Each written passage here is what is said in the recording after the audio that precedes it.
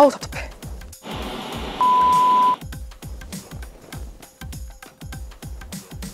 자, 안녕, 나의 주발라. 오늘의 주제는 비립종. 자, 비립종이 왜 생기나부터 알아볼까? 항상 언니가 말했지, 원인을 알게 되면은 예방을 할 수 있고 치료가 어쩐다? 가능하다. 자, 우선은 우리가 비립종이 왜 생기나부터 그것부터 알아보자. 우선 우리 피부에 땀샘이 있어.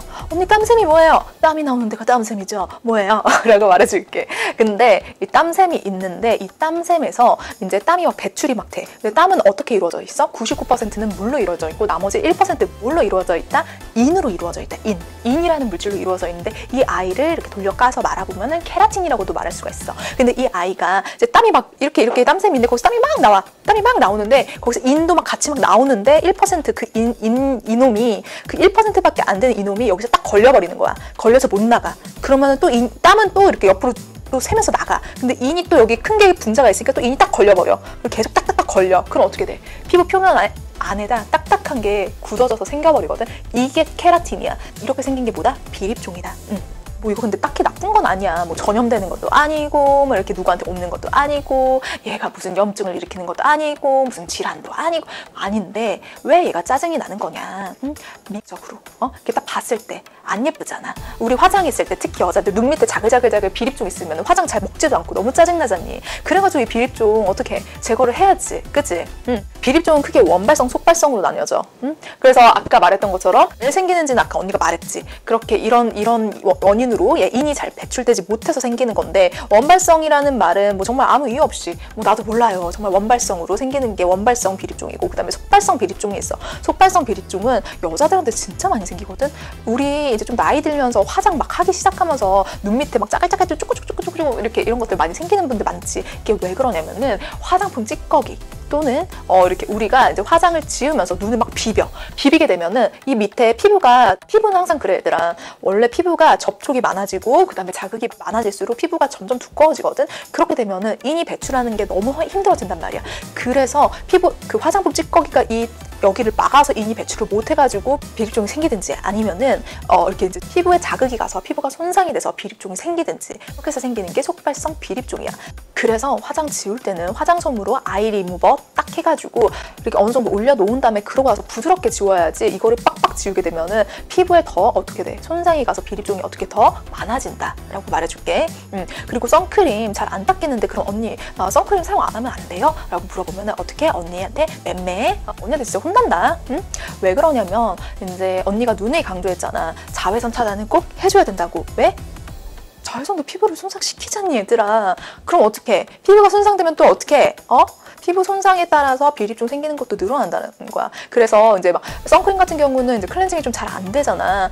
그래도 선크림을 바르고 클렌징을 정말 꼼꼼하게만 해주면은 정말 도자기 피부로 거듭날 수 있다니까. 비립종 안 생길 수 있다고. 무슨 말인지 알겠지? 그리고 뭐 이런 얘기들 있어. 아이크림 바르면 비립종이 생긴다 어쩐다 뭐 이런 말이 있는데 아이크림 바를 때 이게 눈에 자극을 줘서 바르지만 않으면 괜찮아. 걱정하지 마.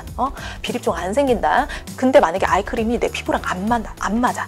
안 맞는 아이크림을 막 선택을 해가지고 내가 아이크림 발랐어. 그럼 어떻게 해? 피부가 손상이 돼? 안 돼? 손상이 되지. 그러면 어떻게 해? 비립종이 생겨야지. 생길 수 있지. 무슨 말인지 알겠지? 그래서 아이크림 같은 거 또는 페이스크림 같은 경우도 솔직히 화장품 요새 얼마나 좋게 나오니? 화장품에서 이 화장품이 안 좋다 이렇게 말하기가 좀 요새는 정말 민망할 정도로 화장품이 정말 다 좋게 나온단 말이야. 근데 왜 나한테는 안 좋을까? 너랑 안 맞아서 그래. 화장품이 나쁜 게 아니라 본인 피부랑 안 맞아서 그런 거지. 다른 화장품으로 교체를 해야 되는 거야 그때는. 근데 계속 이거 비싸게 돈을 줬다고 해서 화장품을 계속 사용을 해. 그럼 피부는 어떻게 돼? 계속 나빠지는 거야. 그럼 어떻게 돼? 점점 피부는 진짜 걷잡을 수 없이 안 좋아지는 거지. 그럼 어떻게? 그 아깝다고 그 화장품 얼굴에 계속 사용하지 말고 차라리 그냥 바디 같은 데 있지. 뭐 이렇게 뭐 요새 건조하고 막 그러니까 발목 같은 데 막 잘 이렇게 갈라지고 하잖아. 그런 데다 그냥 발라줘. 그냥 양보를 하라고 바디 쪽으로. 무슨 말인지 알겠어? 대신에 얼굴은 자기 본인 피부에 맞는 크림으로 사는 게 가장 좋은 거고 가장 좋은 크림이야. 무슨 말인지 알겠지? 그리고 또 이런 분들 있어. 비립종 없애겠다고 본인이 막 거울 보면서 막 또 짜고 있어. 그럼 돼? 안 돼? 될까 안 될까? 절대 안 돼. 또는 막 그 바늘 피부과에서 바늘로 제거하는 거 봤다면서 바늘로 또 막 이렇게 터트리고 있어. 그럼 돼? 안 돼? 절대 안 돼. 왜 그러냐면은 언니가 이런 것들로 집에서 케어가 되면 하라고 하겠지. 근데 왜 언니가 말리냐? 만약에 이렇게 터트리고 짰어. 그래서 나왔어. 그 순간적인 쾌감은 있어. 그러면 그 나중에는 어떡할 건데? 그 짤 때 2차 감염은 어떻게 할 건데? 응? 2차 감염이 되면은 어떻게 할 거야? 상처 생기고, 그 나중에 색소 침착 올 수도 있고, 진짜 완전히 더 최악으로 변할 수가 있어. 왜 병원에서는 바늘로 짜는데 집에서는 바늘로 못 짜게 해요? 라고 언니한테 물어보면은 언니가 딱 말해줄게. 잘 들어. 병원은 말 그대로 뭐다? 병원이야, 병원. 그래서 병원에서 사용하는 모든 것들은 다 소독된 상태라고 보면 돼. 그 소독된 상태라는 거는 2차 감염을 예방할 수 있다라는 말이야. 근데 집에서 아무리 본인이 뭐 바늘을 뭐 불에 지져, 야, 이거 2차 감염 예방 절대 안 된다. 그거랑 차원이 다른 거야. 무슨 말인지 알겠어? 그래서 언니가 병원으로 가라는 거야. 이거는 어쩔 수가 없어. 응? 그럼 비립종 어떻게 제거해요, 언니? 이러면은 언니가 여지껏 뭐 병원에서 시술을 받아라, 집에서 관리하지 말아라, 이런 말 한 적 있어, 없어? 없지. 웬만해서 집에서 관리할 수 있으면 집에서 관리하라고 하지만 이거는 집에서 관리를 하기가 진짜 힘들어. 어쩔 수가 없어. 생겨버린 거는 본인이 짤 수 있는 것도 아니고 잘 없어지지도 않아. 이럴 경우는 그냥 병원으로 가. 병원으로 가서 레이저 받으면 돼. 레이저 받으면은 금방 바로바로 없어지거든. 근데 단점이 뭐냐면 좀 비싸. 그렇기 때문에 주변에 피부과 여기저기 돌아다녀 보면서 좀 살짝 한 3군데 정도 발품 팔아가지고 그 중에서 제일 싼데 가서 받으면 된다. 자, 여기까지 비립종 관련해서 이제 원인, 예방, 치료 이런 거 얘기를 해봤는데 도움이 됐으면 좋겠고, 다음에 보자.